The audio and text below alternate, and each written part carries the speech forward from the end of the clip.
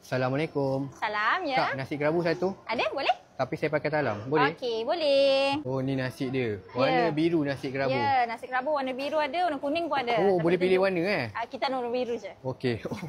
Macam biasa letak bahan-bahan dia kak So, ni kita punya sambal ikan. Sambal ikan. Ya, lepas tu kita letak ulam tau. Ulam. Ulam kita ni yang specialnya kita tak pakai kubis.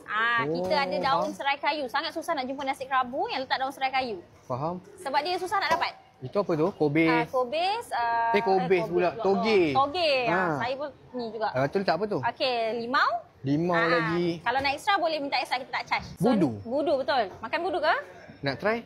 Okey, budu ni kita masak tau. Oh, budu masak je kak.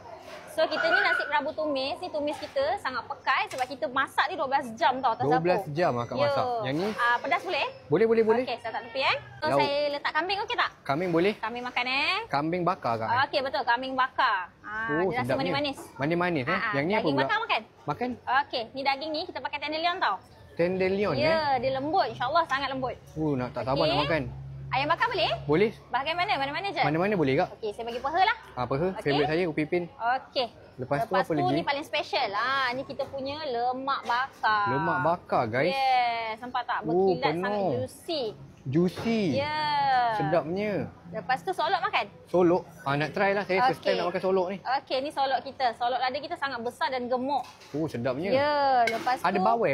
Ada, jeruk bawai. Bawai jeruk? Okey, satu boleh? Satu boleh. Okey, satu saya letak sini. Bawai jeruk satu. Telur masin tak? Makan? Okey, telur masin. Telur masin satu. Okey. Daging belengas boleh. Daging belengas ni kita punya best seller. Memang makan dengan nasi kerabu. Best seller daging belengas. Yes. Saya letak tepi dah tak muat dah.